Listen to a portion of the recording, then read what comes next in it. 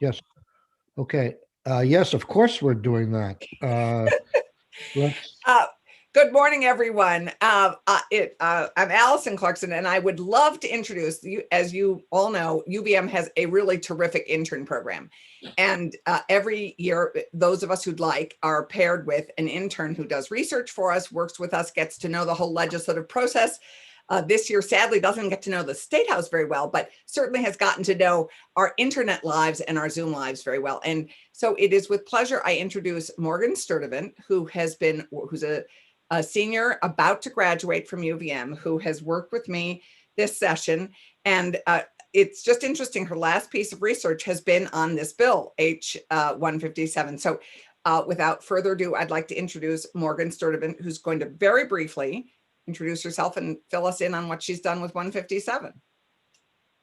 Hi, everyone. So I'm Morgan. I'm a senior at UVM, political science major, interning for Senator Clarkson. And I've been doing different research for her into different things like e-cigarettes, menthol cigarettes, like student debt and home ownership, rental registry, and then most recently, H-157. I've been watching a lot of the meetings in House General and doing some outside research, just kind of getting an idea of what contractor registry would be like in Vermont, and how it would kind of help the state overall.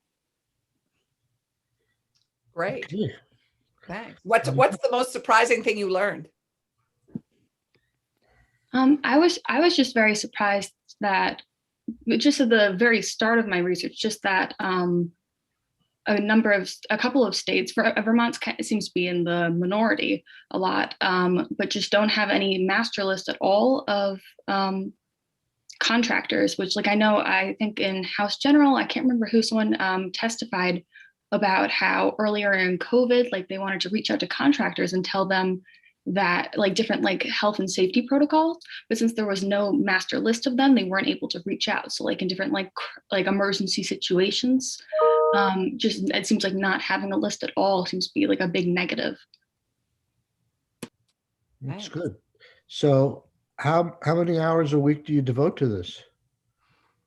I'm supposed to be I've been doing about 10 hours or so a week. Okay. We have a little class where we'll have guest speakers who will testify to us, and just research and watching different committee meetings and whatnot.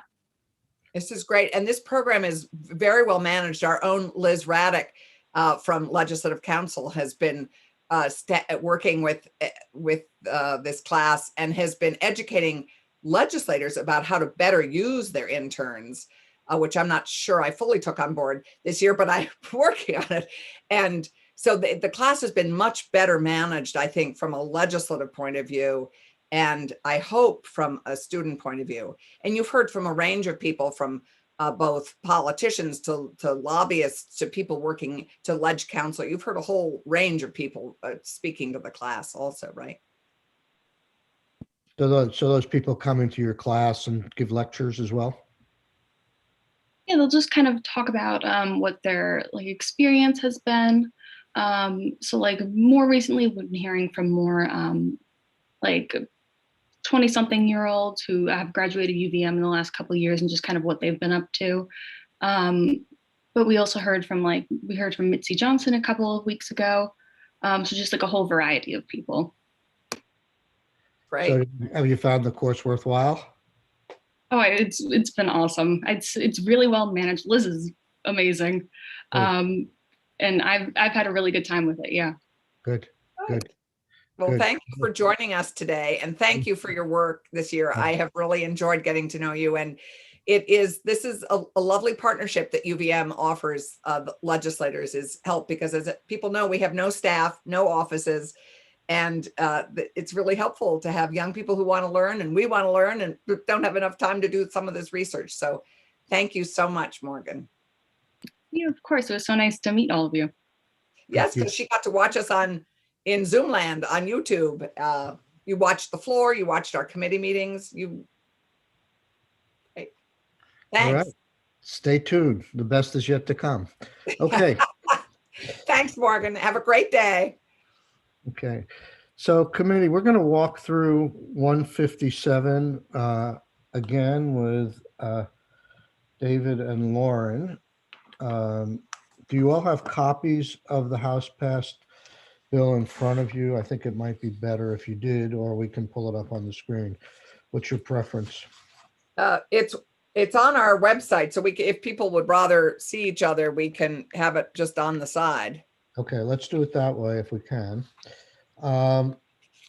So David, refresh my memory. Did you produce for us, and is it posted sort of a side by side between what the Senate passed and this bill does, where the differences are, or did you just walk us through those differences? I did prepare that, and I can send it to you right now. I'll tell you, there's only, gosh, a small handful of places where there are differences, and that's because the subsequent versions that have been put forth have been modeled heavily on the language in S-163. Yeah. You sent it. You sent that section by section to me yesterday, I think, the differences. So I've just emailed it to you again. I don't know, do you want to work from that or? Well, I have a bunch of questions that I have. Why don't we, I think I'm going to ask them of Lauren, and you can jump in if you see any corrections on that. Sure. Yeah. So I'm looking, Lauren, at the section on exemptions 5502, What page are you on? page Mike? 3. Okay. And it says, and this goes to the Matt Coda discussion we had yesterday. Were you able to view that discussion, which I'm sure you've had directly with him as well, on YouTube, Lauren? Yes, I actually watched it live yesterday, and then I had a subsequent conversation with Matt Coda, and I just emailed Nathan a document for the committee on a proposed amendment that Matt and I both agree on this section. Okay. Well, let's deal with that because that's fresh in our mind. Maybe we can button that one up real quick. Okay. Just be clear for a second as to exactly where we are. Are we working on draft 3.1?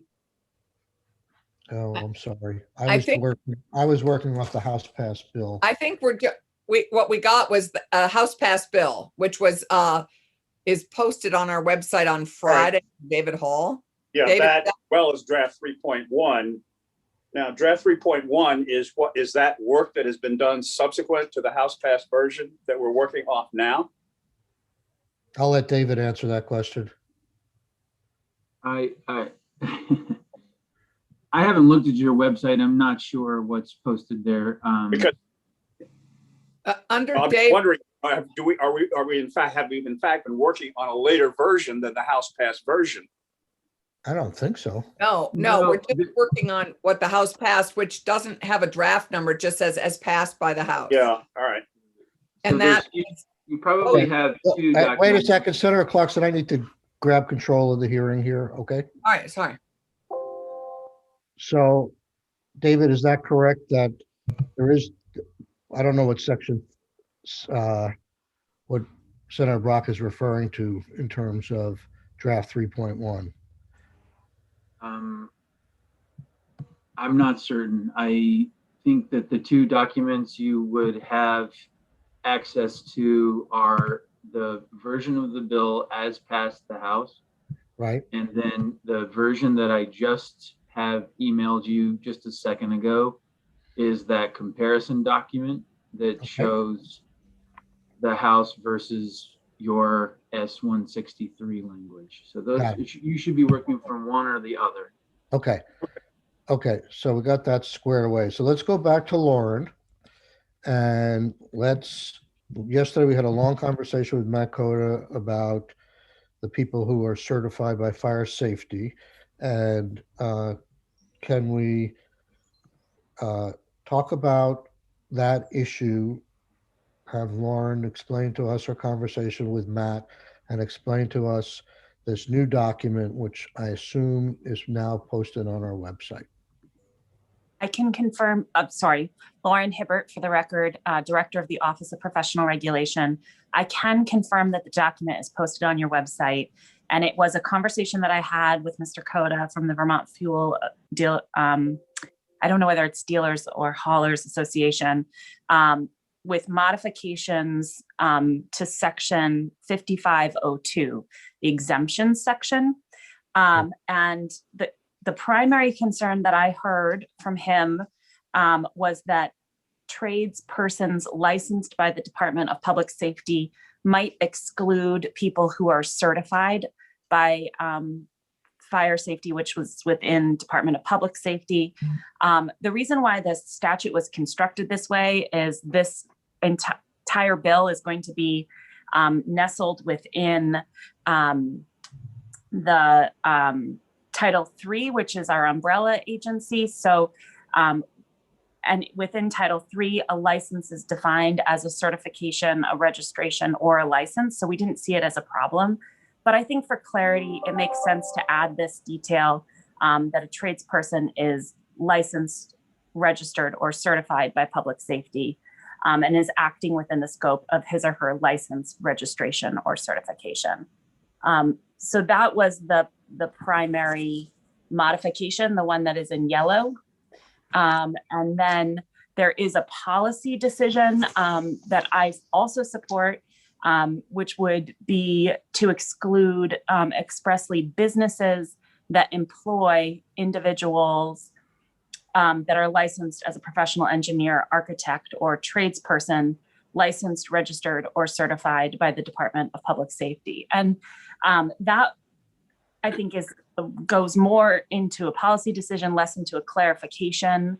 And that would mean that if I had a plumbing company and I was not a plumber and I hired a plumber, that I would not need to be registered. Right. Because I hire a licensee. Actually, if I understood Matt correctly, that's exactly where I was going on 5502 to add to subsection 2, or a business hiring just these certified or registered tradespeople. So my question for you is, don't we still want businesses to register if they employ a mix of licensed or certified tradespeople and those that are not licensed or certified? And it seems like your language in 3 here in blue, what you says is policy, is that they could hire 10 unregistered, well, not unregistered, but they could hire 10 people who are not working with public safety or certified by public service, and 1 who is licensed, and they can have an exemption just by that 1. Yes, I think that's a concerning problem with the language as I've written it. And I don't, Why I can't can we work say, on the language a little bit more. why can't we say a business that exclusively employs? That would work great. Okay. That would work well. But I was thinking about a business like Lawrence Plumbing. Maybe I hire only licensed plumbers, but I also hire a bookkeeper.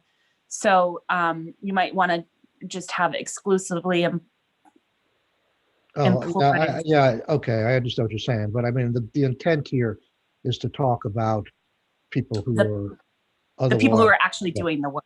Right. Yes. Maybe Mr. Hall has some beautiful way to write that. David, do you understand the issue we're talking about here? Yes. Okay, maybe we can, I mean, I think we want to continue to have businesses register if they're employing people who need to be registered and who are not exempted under subsection 2 above here. So I think that's the issue. Mr. Chair, may I ask a question? Yes. So to go to actually Morgan's point, which is a consumer, somebody who's wanting to hire a company or an individual plumber, electrician, contractor, any of those in the contracting world, we want to have everybody listed. So we want to make sure that companies that are employing actually lots of these people would be listed on the registry. So they're not left out of consideration by people who are looking to hire a contractor. I agree with you. And that's why I made it blue and more of a policy decision as opposed to just a straight recommendation from the office, because I think it behooves the public to have everybody on the registry, to your point. I would agree.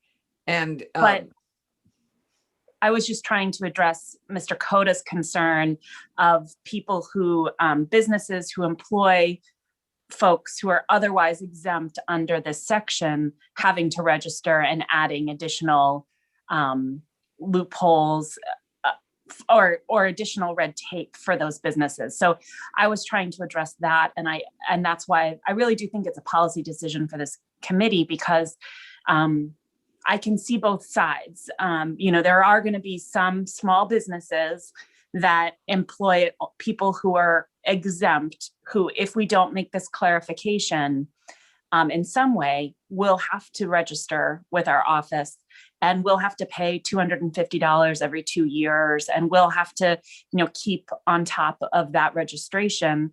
And that will be some red tape for them. Versus the public protection of having a master list, like Morgan was suggesting. So I think it's a weighing of those two policies and really a decision for the committee.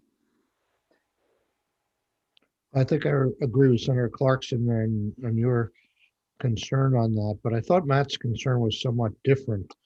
I thought he was talking about why should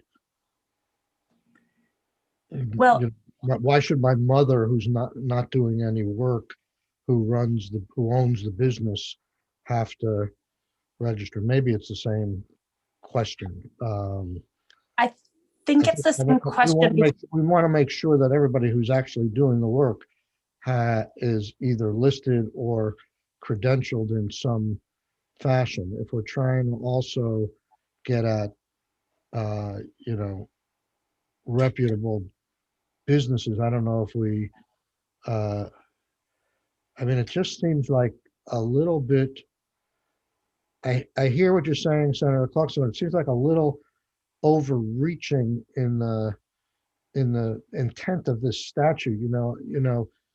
I have a lot of plumbing companies here who are, fairly big established plumbing companies that only use licensed plumbers, and now we're having them register for a home contractor bill. I don't think that was the original intent, right, of this bill. No, I see, but I also, no, I understand that. Let me just get a clarification. Before you go, Senator Brock, I don't know if this complicates it further, but there may be some businesses out there who want to be on this list, even though they have all certified people working for them. And I don't know if we would want to give them the opportunity, but not the mandate. Yeah, go ahead, Senator Brock.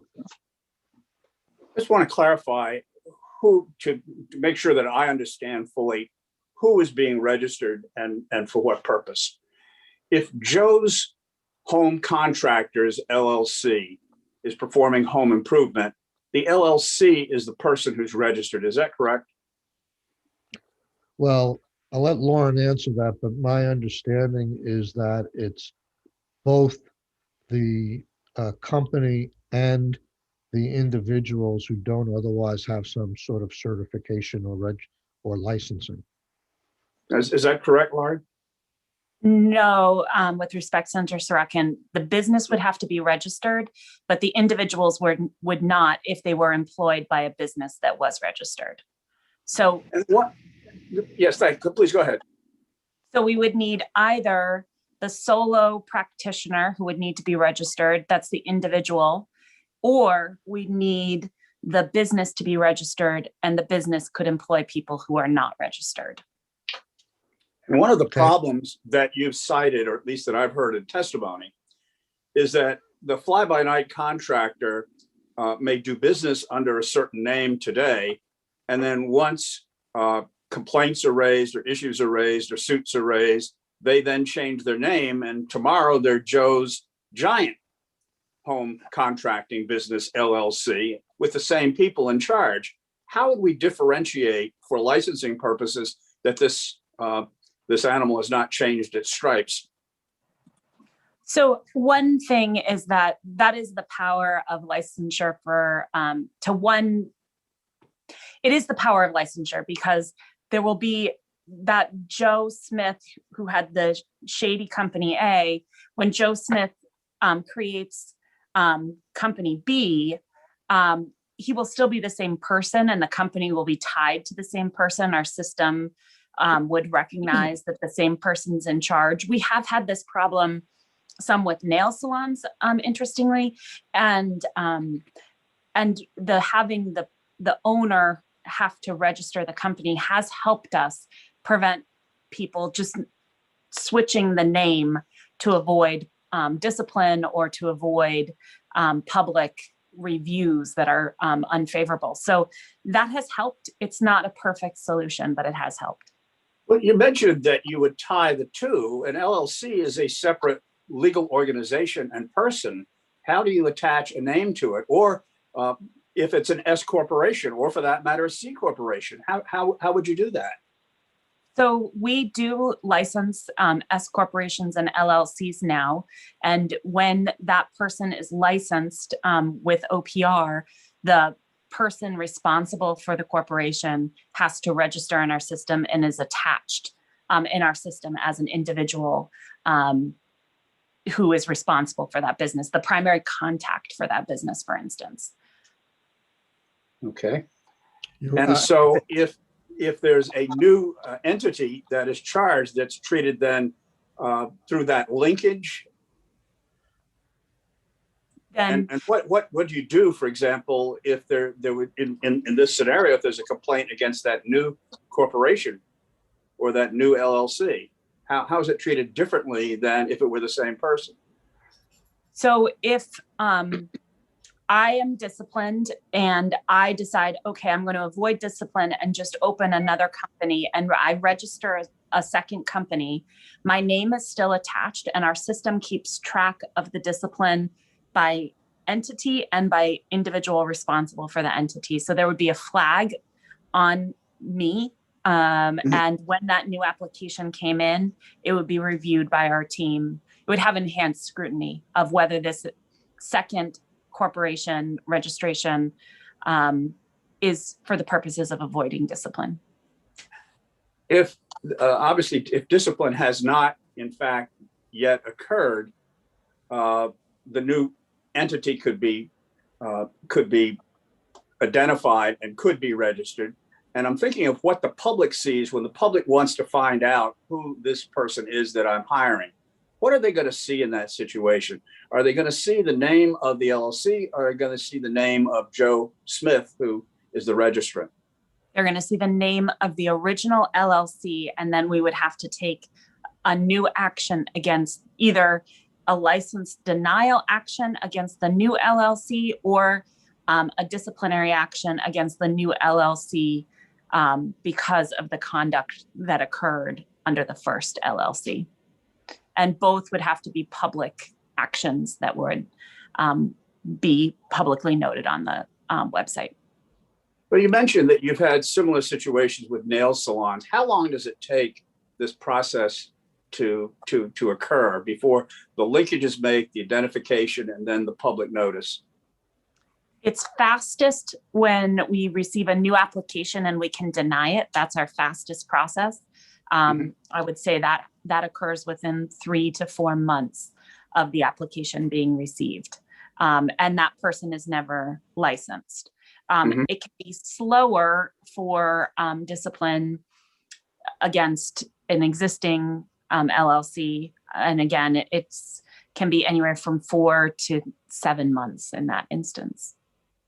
Thank you. Because there is some due process there. I mean, I want to make sure that everyone understands that we're not going to just put a warning on somebody's registration without due process, without an investigation, and without a hearing.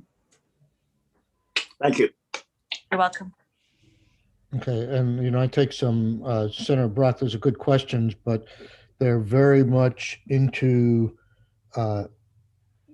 operational implementation detail. There is rulemaking authority in here, and we're trying to get at a problem we're not going to solve and get it all the details in a piece of legislation. It may come through rules and through learning how to go, but in my mind, it's better than the Wild West with nothing in place right now. So let's see if we can finish this one. I'm still unclear. Lauren, you're saying it's a policy in your mind, and the tension is that we don't need for in any way public safety or over some limited the light touch that we're trying to impose. We don't need that for these kinds of businesses that employ only professional engineers, architects, or tradespeople licensed or registered, because the individuals are already in that camp. But you're saying we might need it to, if the public is looking to see that they're contracting with somebody, they want to see that a business, and they don't know who the workers are going to be, and they want to sign up for the business. They want to see that the business is registered. Is there any That's other right. place? Is there any other place where they could look in your labyrinth there for this business that they find it in another place, like public safety or something like that? So public safety does not register businesses. The other place that someone could look would be with the corporations division at the Secretary of State, if it was registered as a corporation. But other than that, registering as a corporation, that doesn't go as far as this bill does it? no, it absolutely does not. It does not. So the policy determination would be, do you want to increase that consumer access to information? For instance, being able to get a copy of the insurance, or and having a place to register a complaint, versus is this unnecessary duplication of efforts that are, it's actually not duplication. Is it unnecessary red tape? Is the red tape too much? So could we, is there any way we can creatively come up with a solution that meets both policy goals here, and that is to have on your list businesses that have asked for an exemption based upon all their workers being licensed, and not having them pay the $250 and go through the registration process, but just say they have, they either register or they file a request for a waiver from registering. Yes, there is a way that you could design that. I would still want them to be registered, but I think you could waive the fee. Yeah, Mr. Chair. Well, that's a possibility. I mean, what are the requirements besides the fee would they have in terms of the registration process? They would need to show proof of insurance. Oh, they're going to have that. I hope so. Yes. I mean, if they, well, I assume so. Okay. They should. They should. Yeah. So, Mr. Chair, Yep. may I just add something? Yeah, the other Friday when we were chatting about this, I believe, I had thought that we could, because these are all subcontractors. These are not the general contractors that we're talking about registering. These are basically subcontractors here, right? Yes? Well, Yeah. well, if you're talking about the individuals working for Right. ABC Plumbing, you can characterize ABC Plumbing as a subcontractor, but if they're just doing a plumbing job, they're a Right. contractor. Yep. But they'd be subcontracting to the general contractor is my point. Well, So there may not, it there may does, not be, there may not be a general contractor. Right. I could hire a plumber just to come and fix my boiler. There's no It- general contractor. exactly. So it strikes me that given having a link, I think would be very useful for consumers who are, because we're trying to drive them to a single place. I mean, when we talk about single portals for business or for whatever we're talking about, this would be the beginning of a single portal actually for some of the contracting industry, where we begin with this light touch registration for general contractors basically, and then it could have this very productive link that people would just start using to licensed contractors that people might want to hire, as you say, Michael, just because you have a plumbing job that needs to be done, and you're not necessarily building a whole new house or remodeling a whole house. So, Lauren, have we hit upon a solution here that we can continue to require businesses to register, but they can seek waiver for a fee upon showing insurance and making self-certifying that the people that they employ have are registered, certified, or licensed Elsewhere. elsewhere?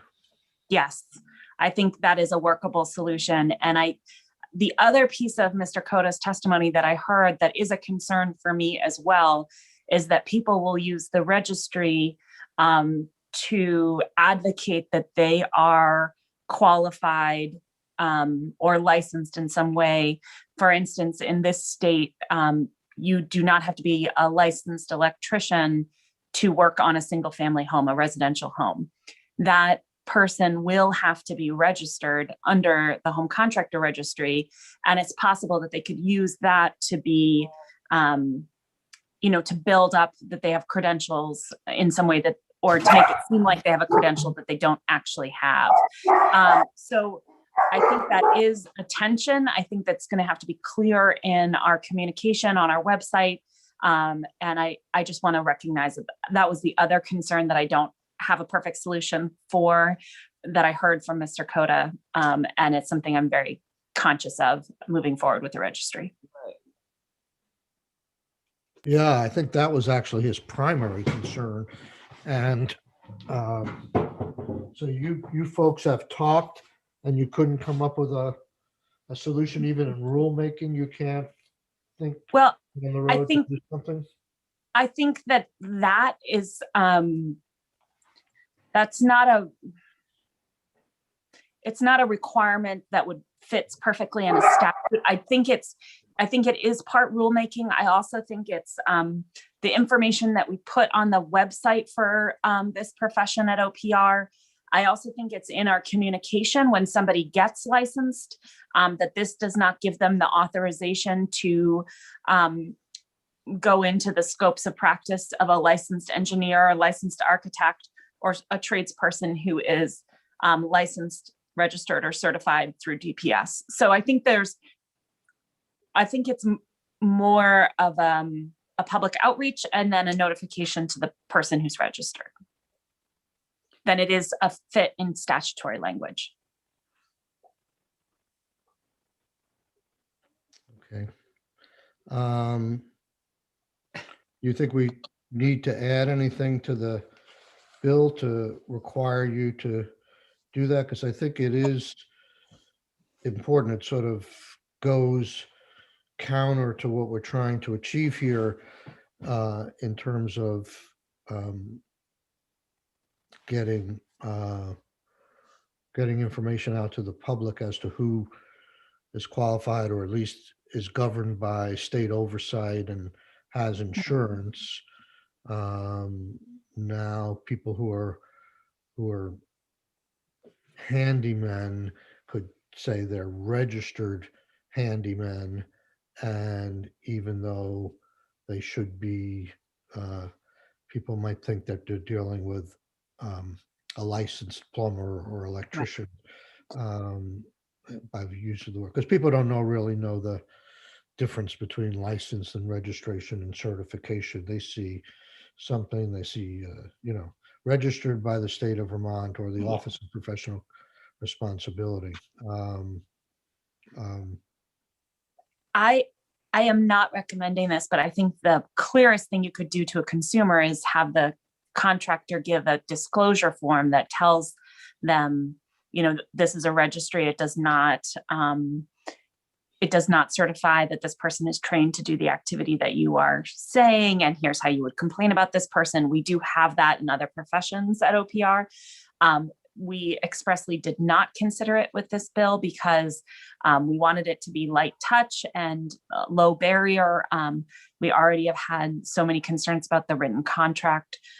So I am not recommending that you do that, but that would be the solution to the homeowner, would be disclosure.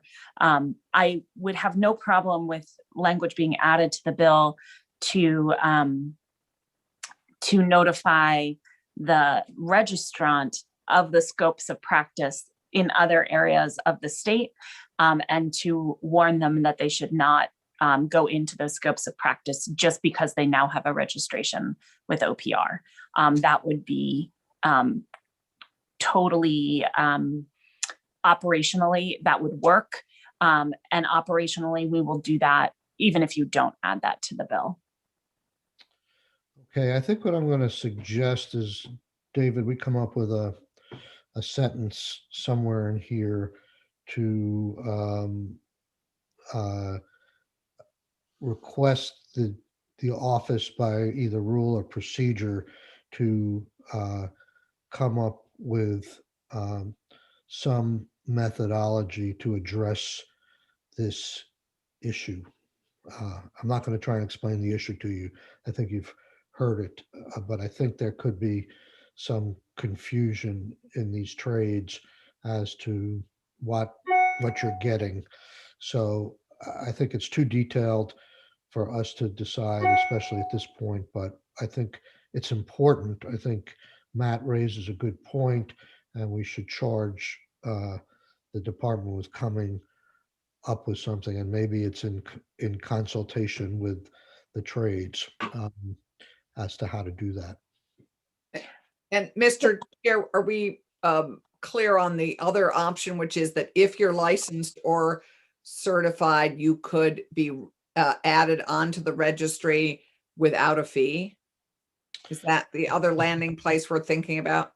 I think we landed, if I'm not mistaken, is that we're going to deal with that Lauren's subsection 3 in her suggested language, and just say the people who businesses still have to register, but they can ask for a waiver of a fee upon showing insurance and Like licensure or certification? and that and a statement that all their workers have certification elsewhere, or license, or some sort of License or certification. So I need to ask about that, because everybody keeps referring to them still having to register, which to me means they're in the whole system, and all of the baggage, all of the framework that we're creating in this bill will apply to them. They just don't have to pay the fee. And I'm not clear on whether that's what you want. I mean, that would mean they also have to follow the contract requirement. They have to follow the requirement about down payment and materials. They're still subject to other enforcement through the administrative process at OPR. So I'm not clear, what are you creating a third class of regulation at this point, or? It's a good question. let me ask Lauren that she came back and said that we still want them to have insurance and all of that. I guess uh,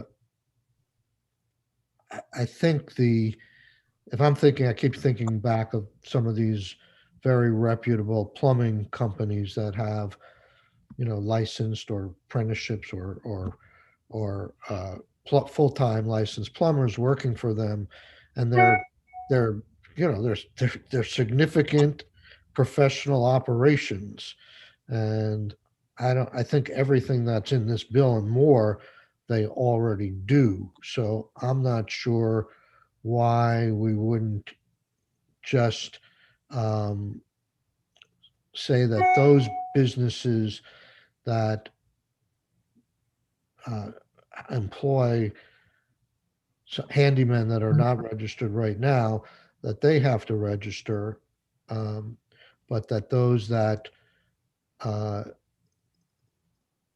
don't that use exclusively professionals, that they don't have to register, but they would seek a waiver entirely from registration, and but they would somehow be on a list that's side by side with this registration list, so that people uh, will know why Benur Plumbing, which is a big plumbing thing in Chittenden County, why they're not on the list, and people don't look at it and say, "Oh my God, they're not even registered." So, Lauren, can you go back and defend again why you need all the? David raised a good point. Why you need all this extra baggage for somebody? I mean, I, We don't. we don't. It would be a policy decision that this committee made. I think that if the exemption is clear, that if you're primarily employing licensees to do the work that you contracted with the homeowner, that you do not need to be registered, I support that. I think that right. is But a we're clear doing exemption. not to beat a dead horse, but we're doing a slight variation on that. This is Senator Clarkson's original point. We want these companies to be not necessarily on the registered list, but in the same proximity to that list, or some sort of added list that says they're not on here because they all use licensed people, and therefore they're exempt from registration. Then if that is the intent of the committee, I would recommend a second type of registration, which is registry. I don't want to be difficult, but if you would want to exempt them from the enforcement process, because they're going to be Everything. I just want to disclose that that's the reason why they're not registered and who they are. right. And if we have them listed as, if it's just a home contractor registration, but their fee is waived, then what David is saying is true.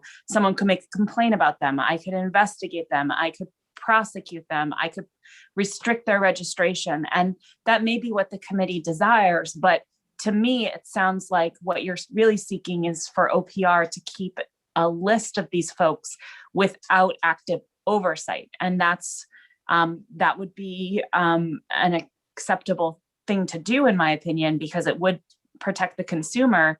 But it would be a second, it would be a larger exemption than what I've written. And I'm happy to work on it with David, but it would be a larger exemption that would exempt them from multiple sections in this chapter. Well, I sort of think that what we're trying to do here is, I thought your language essentially fully exempted those businesses, and Senator Clarkson raised the point early on, but that's not going to be good for the consumer, because they're going to look up the plumbing company that contacts them and they look to see if they're registered, and they're not registered, so it could be a problem. So all we're trying to do is go back to your original intent to fully exempt them, but to have a list of these people side by side. I mean, I'm envisioning you have nothing more to do then we put in the statute that they can request waiver from registration. And if they meet, if they request waiver from registration, I don't think you need to go into the insurance or anything. I think you just say they request waiver by virtue of the fact that all their employees are either licensed or certified, then you have, after all your either integrated within your list or a subsequent list, you have these people and they say they are not registered, and there's some explanation of why. And then so satisfy Senator Clarkson's original problem without asking you to do much work other than to take these people who have requested exemption from registration. So, Senator, I'm not at all concerned about the work. I think what you're saying is simple and easy for us to do. It's just the intent and the language that I'm concerned about. So would it be mandatory for a plumbing company to register with our office if they only employ plumbers, or would it be voluntary? No, if they only employ plumbers, I think they could request a waiver from registration. But Unless they unless they file that paper seeking a waiver, then they have to register. And I guess they could register if they wanted to. Then we get back into the other problem. But well, so I just want to be clear. So I'm a business. I only employ plumbers. The way that the draft language that I sent this morning, I would not have to register. But right.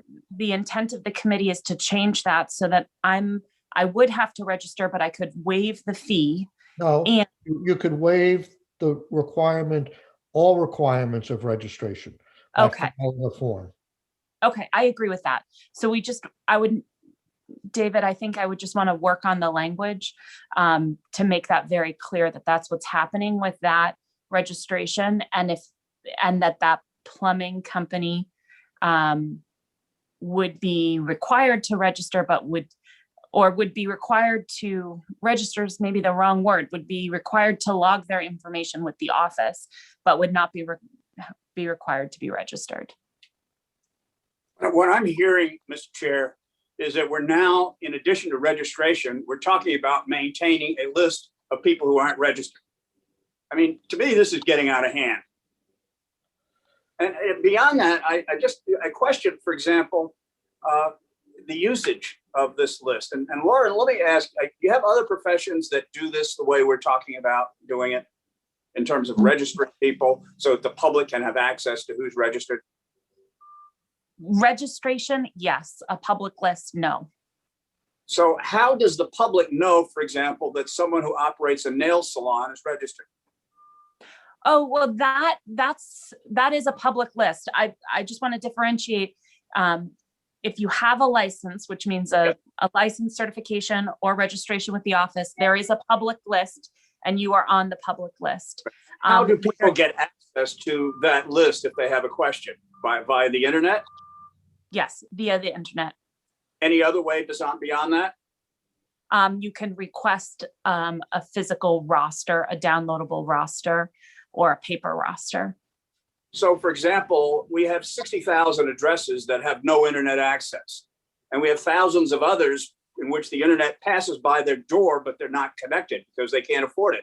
How do those people know if they're going to hire a contractor, a nail salon person or whoever, and they want to know that they're registered? Can they pick up the phone and call and ask, is Joe's nail salon registered? Yes. And also when they walk into the nail salon, the license is posted on the wall. Right. Okay, but when in the home contractor situation where the job has not yet been taken, they would then have a telephone number to call. Is that it? Yes, they could call the office and ask for information from the office. Okay. Now, do you have any statistics based on your other registrations of how often people contact the office or go online to do a hit to find whether or not a particular tradesperson is registered in that trade? Do you maintain any statistics along those lines? Yes, we do. I don't have that number for the amount of times that our licensee lookup is used. I'm sure I could get that number. I know it happens multitudes of times a day. I just want to caution that some of that is facility or institution searches. So a hospital looks up on a repeated basis that everyone that they employ is properly licensed. So that probably skews the numbers. I don't have a way to de-aggregate that to make it clear that it's a consumer itself as opposed to an employer facility that's checking. And then in terms of the downloadable roster, again, that is something that someone can do on their own from the computer. We do have the ability to provide a public roster through the Public Records Act that includes the email addresses, and we have probably 2 or 3 of those requests across our professions a week. So someone wants to have email access to all of the dentists in the state, we can provide them a list of all the dentists and all of their emails. Must they certify that they're making that request for a non-commercial purpose, or can it be for any purpose? Currently, there's no restriction in the Public Records Act that would allow us to ask for that certification, Senator Brock. But one of my concerns, again, in all of this is supposedly we're enacting this, if we enact it, to protect the public. And one question is, does the public really care? Is the public using what it is that we're providing, or are we providing a lot of stuff that nobody is really asking for and nobody really uses? And it would be useful just to understand if assuming this passes, if this is something that makes any sense, is to have some data that actually shows that the public is in fact using it for the purpose that we intended in passing it.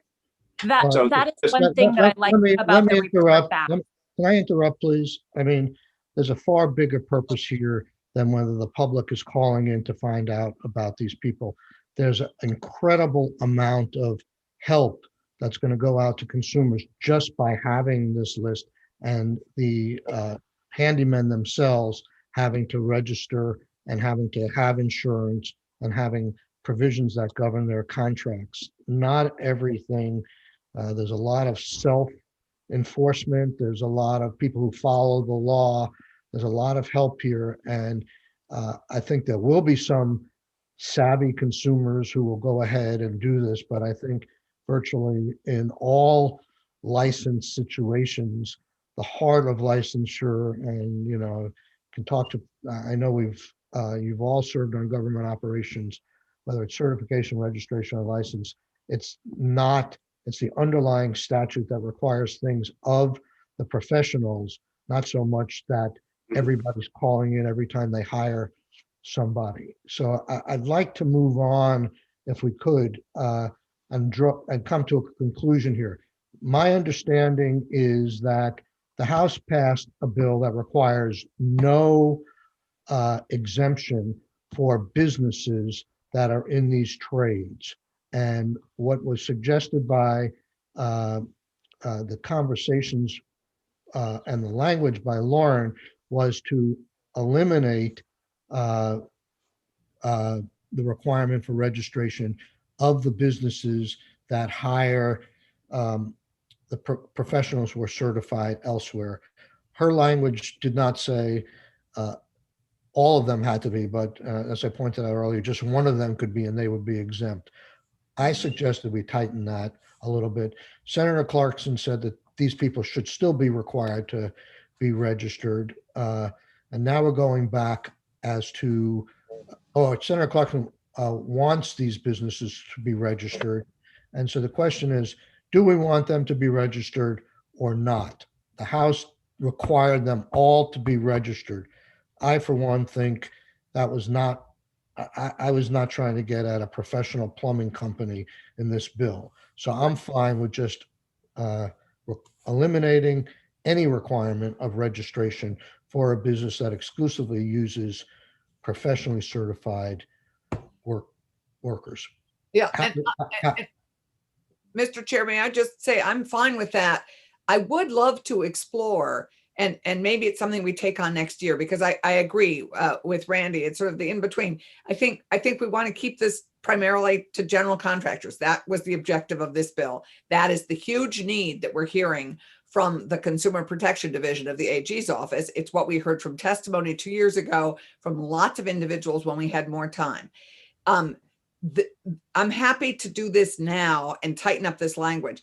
I would, however, love to see how long-term, just like with the Secretary of State's business one-stop portal, we could consider long-term a portal for home contracting that would have links to every licensure and credential, so that people could see what they're getting, and that there is a public portal that would be useful for the public, that we drive the public to check out and make sure that the people they're hiring are worthy contractors that are upstanding and in fully certified and whatever, but I think that's a longer term need, but I think one that may actually be something we might want to consider. What do you think of that? If we look at Lauren's language on her memo, per her discussion with Matt Coda, I think that language looks fine. I would put in a business that exclusively employs individuals. I don't think we want to end run around this by having, only one licensed tradesperson working for them and 10 handymen. So, Right. I agree. Okay, let's see if we can move on. Lauren, I think, Mr. Chair, I think Lauren had a response. So did I? Yes, I just wanted to say, Senator Clarkson, that you could put that concept of the creation or contemplation of a master list in the report back that the office is doing in 2024. That may not be the timeline that you'd like, but a lot of Senator Brock's questions I'll have answers to. I apologize, I can't answer all of his questions now, but I'll have answers for how the registration is working at that point, which was the intent of that report back in 2024. And that concept that you're talking about could be included in that report back. Mr. Chair, would you mind if we added that? I think that would be good language for that report. That's fine.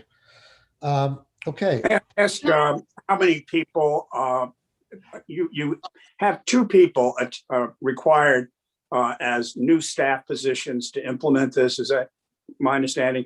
But there's a provision that indicates you're going to come back by January 23 regarding the resources necessary to implement the chapter. Is that an anticipation that you may need additional staff other than those 2? No, I do not think that we will need additional staff over those 2. I think that's an appropriate estimation of work based on other professions that we've onboarded. And that was added on the House side to understand the costs of outreach and implementation. I see. And how many people does OPR have right now? We currently employ 38 people. We're in the process of hiring our 39th. Okay, thank you. Mr. Chair, can I? Yes, please. We're confused about something. I may have missed this before, but David, I think this is a drafting question. I'm looking at the latest document you emailed, the House Senate comparison. I see that there is what it looks like to me is that we're adding a new chapter on residential contractors, but I don't see in here, unless it exists already, a definition of what a residential contractor is. We say a person contracting has to do all this stuff, but I feel like this all would be a lot easier if we just defined what a residential contractor is, and I don't see that language. We don't define the person per se. We define a person who performs residential construction. And the definition is not of contractor, but of residential construction. It's on page. Who does that I see all of that. I just think it's really, it's to me, it's messier that we don't just define what a contractor is, which isn't all these tradespeople who subcontract with a contractor. So I don't know why we don't just have a definition of a residential contractor. Well, it would be a person who performs residential construction, and then construction would be the things that they do. I mean, Right, Like- it's sort of defined right here on page 3, lines 8 through 10. It says residential construction means to build, demolish, or alter a residential dwelling unit. Residential construction is different than being a residential contractor, in my mind. Because then you are pulling in all this stuff about what's construction. Electrical work's not construction, plumbing work isn't construction. They're not contractors.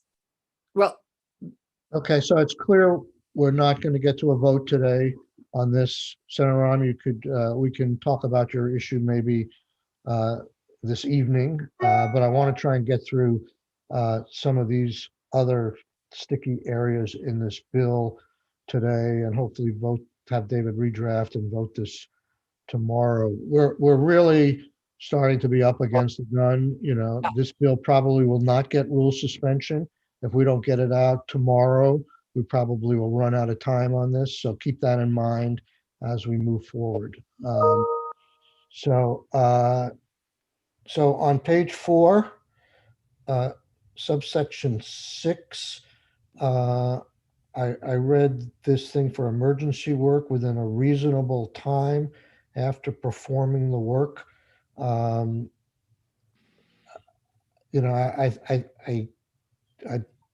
would like to have a fixed time frame in there, or something that says, you know, as you're going to do rulemaking for this chapter, are you not, Lauren?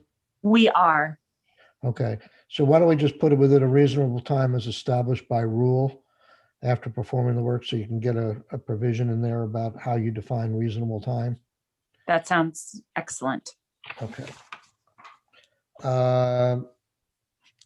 On page 5, the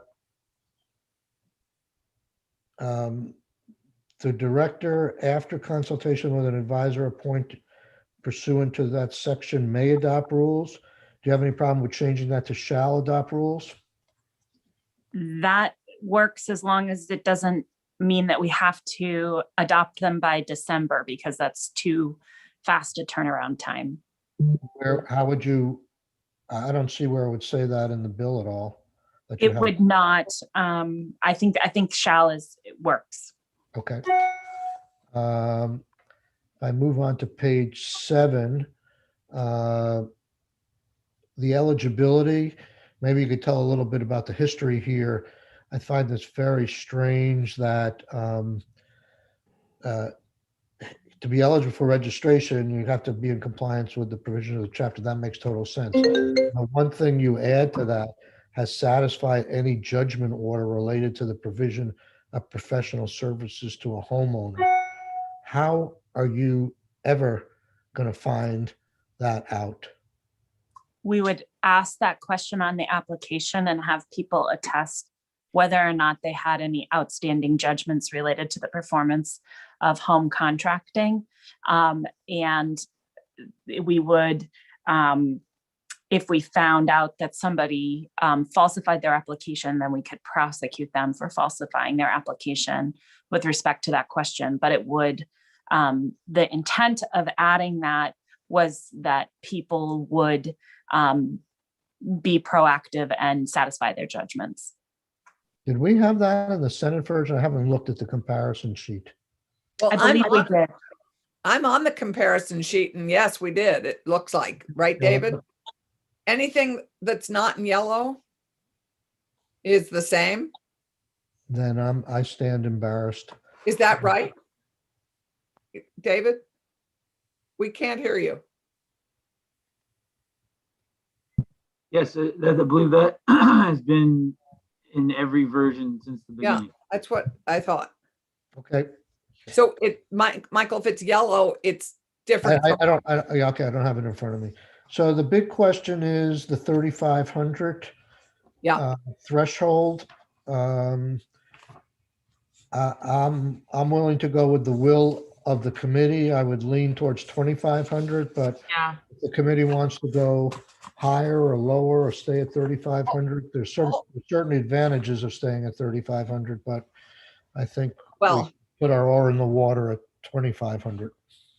all the testimony from that we've heard is that the vast majority and the stuff we got from Chris Curtis yesterday just reinforces that the vast majority of these complaints are with under $3,500, between 1,000 and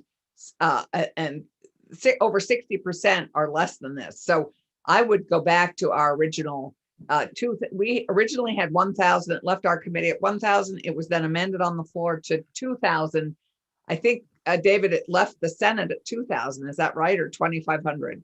But I would go back to 2,000 or 2,500, wherever it left the Senate. I think it left the Senate at 2,000. I would Yeah. go 2,500.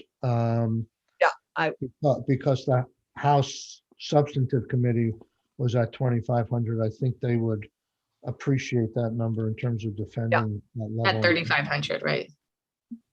What? It was amended to 30. I would keep it at 2,500. No, If I may, the Substantive Committee in the House passed it out at 2,500. Right. Ways and Means raised it to Okay. 2,500. Okay, I didn't remember that part. Okay. I just, Mr. Chair, if I may, I just want to note that the Senate bill had two different numbers between registration threshold versus the contract threshold.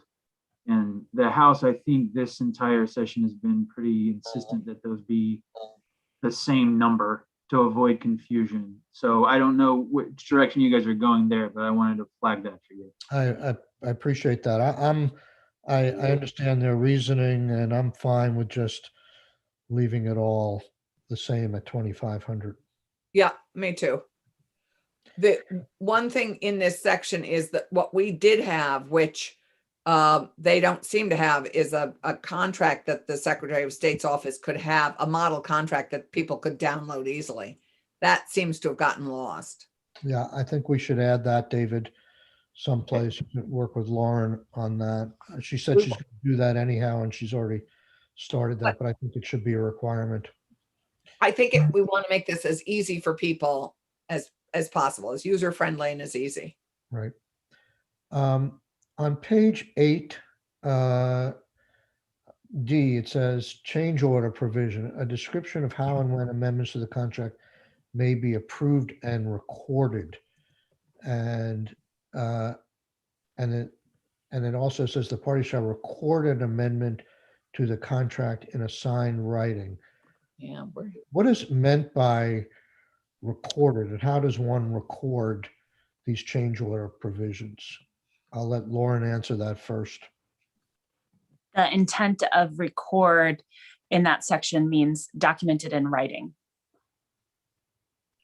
So if there's a major change order and you hit some impossible thing and the job has to go from a $25,000 estimate to a $35,000 estimate, that just has to be again written in agreement as you agree to. Yes. David, do you see any confusion with that, or? I remember from many years ago of testimony that the real debate was, what level of formality do we need to have to memorialize some sort of change in any of these terms? And can it just be an email between ourselves, or can we agree? I don't know. Do we have to execute some new extensive documentation? I don't think anybody has a problem with saying it should be in writing. I find the word recorded potentially, may have been in our previous bill, and we could just leave it. But if you feel it's fine, it doesn't mean anything more than that you have to send it into some place or anything like that, or? No, I think recorded really means, memorialized, I guess, even though 3 says you have to record an amendment in a signed writing. There was some of this was born of the New York Attorney General's consumer protection rules on contracting. And so, that's sort of why we know where we did with some of the words. Could we, recorded has sort of this element of you have to record it with an office. So would it be just simpler to say documented? Yeah, I mean, think all we're trying to say is that both parties agree that there isn't a change without both parties agreeing to it. Isn't that what we're trying to say? In writing. In writing. So Sure. let's just say that. whether it's a text so that's the question was, what the method basically. Could it be a text message? Oh, it looks like this is going to go up $5,000. Is that okay? Yes. So you can So use whatever word you want. Can you come up with some language that includes anything that's in writing, like including electronic, something, something that just says, I agree with Senator Clarkson, recorded looks a little confusing. Basically, we want to do it in writing and, In writing and both parties acknowledging. I mean, Right. I think the key, you could text somebody and they don't acknowledge and say, okay, it has to be, documented and both parties have to agree. Yep. And that could be in text. Okay. Sorry, Lauren. I wanted to say, I agree with a writing, and I think that a writing could be a term that's defined in rule to include an agreement of the parties. Right. And I do want to say that we are working on a model contract and a model change order Right. that we would post on the website. Okay. We'll leave that to you and David to clean up, if that's clear enough. I'm a little confused on the down payment stuff here. What are you trying to achieve here in subsection C? We're looking to achieve documentation of how much of a down payment is given between the parties. Right. Right. That was the big problem with I remember our Addison County witness. So what does 1 and 2 say as to what you're requiring or allowing for a down payment? I'm sorry, Mr. Chair, can you just tell me what page you're on? Page 8 of the House passed bill. Okay, thank you. It's C on line 12, I think. There are two choices for down payments here, right? Right. So one is a portion of the whole, and one is that there's no down. Oh man, I'm having some issues with my computer. Not worded well. So in 163, we just had one section, which David, I'm looking at the comparison. And David, what we'd written in 163 was down payment. Unless a contract specifies that billing and payment will be made on a time and materials basis, and that there is no maximum price, the contract may require a down payment of up to 1/3 of the contract price, or the price of materials, whichever is greater.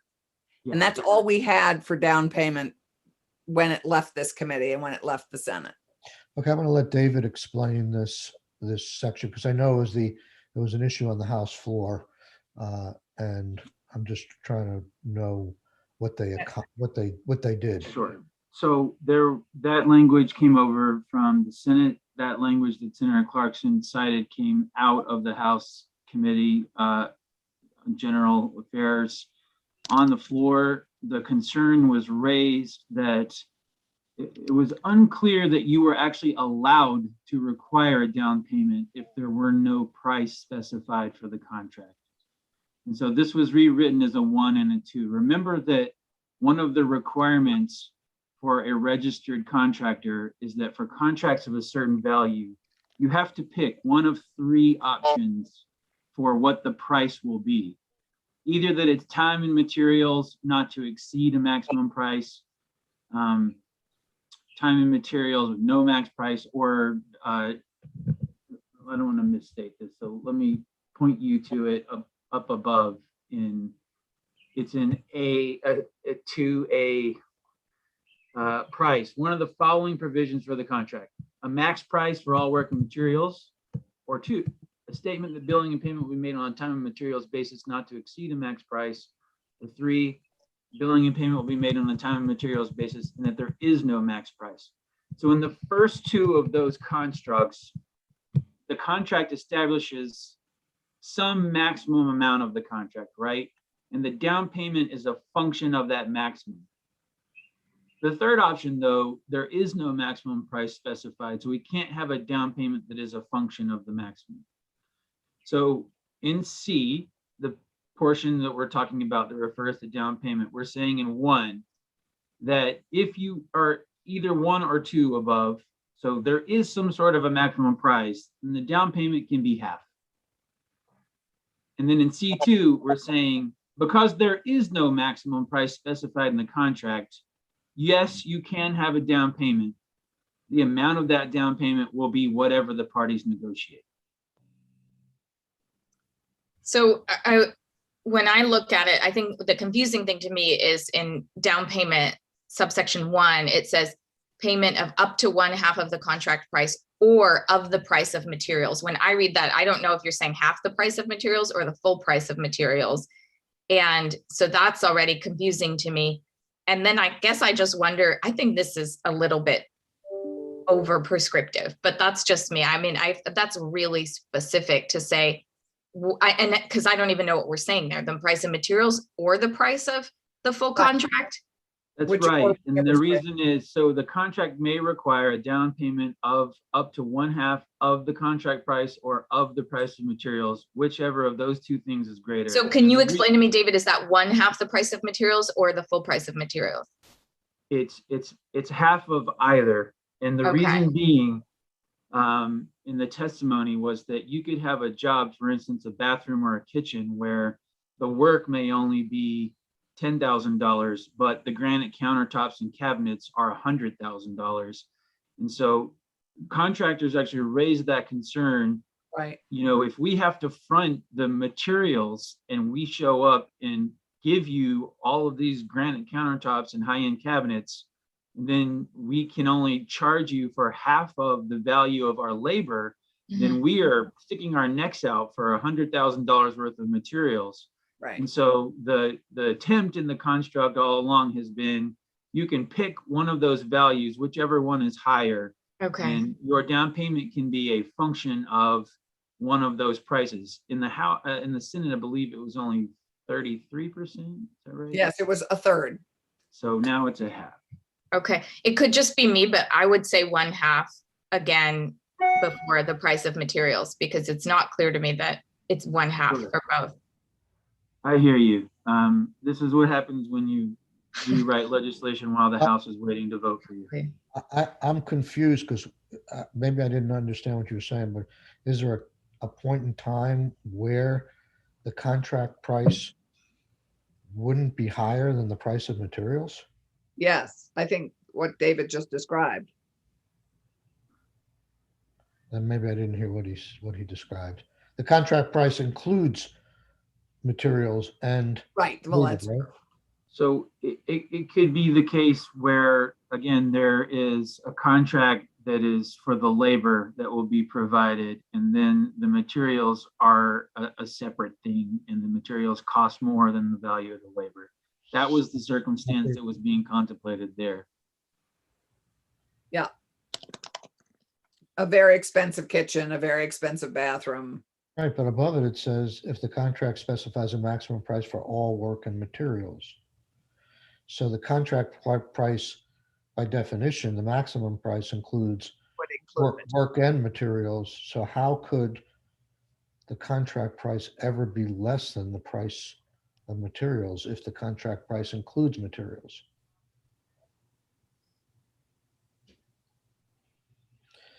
Okay, I guess we'll have to look at that a little further. I think the only way that comes up is if it's time and materials basis not to exceed, and the materials are going to basically have a fixed cost and time won't, but materials are going to cost more than the time. I think it's a very narrow situation, but again, my recollection of the testimony was that contractors were concerned about very expensive materials with not a lot of time. Right. Okay, so, and both of these are designed to cap the amount of a down payment you can ask for in a contract?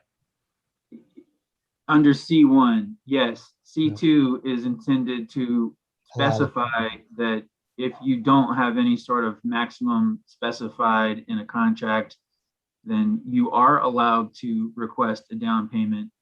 The down payment amount will have to be negotiated by the parties. Okay, we're gonna have to wrap up. I have one specific question, one general question for Lauren. On the appropriations section, which is page 11 of 157 is passed, it says 200,000 in special funds. Does that need to be specified? What special fund we're talking about? So House Appropriations put that language in, clarified that language, and it is the OPR special fund. You could clarify that it's the OPR special fund, but that is the special fund that is Right. being talked about. Okay, why don't we add that? And my general question overall is I'm still a little confused on the concept here of, so if somebody doesn't register who's supposed to register, and you find out about it, what can you do at that point that would protect the public to that person who isn't registered? I guess you get a complaint, for instance, if someone did some bad work or bad thing. So if somebody's supposed to be registered, we can still take administrative action against them and issue an administrative penalty for their failure to register, for their unauthorized practice. There is a section of the bill that would exclude the criminal liability that was put in on the House side, on the House floor, which would mean that we couldn't refer that case for criminal prosecution, possibly the way that it's written.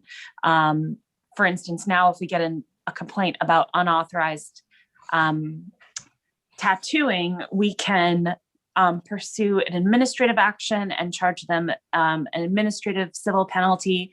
And we can also file a complaint with the local SA's office. And the way that that language is currently drafted, it seems to exempt the criminal portion, but it would allow us to pursue the civil portion. What's the maximum civil penalty you could impose? I believe it's 2,500 per instance. Okay, and is there anything other than that civil penalty that would prevent the person from doing it again? And what happens if they repeatedly do it? So I should have also mentioned we could refer them to the consumer protection. If there's fraud, then they could be prosecuted for home contractor fraud. That criminal action would still be allowed.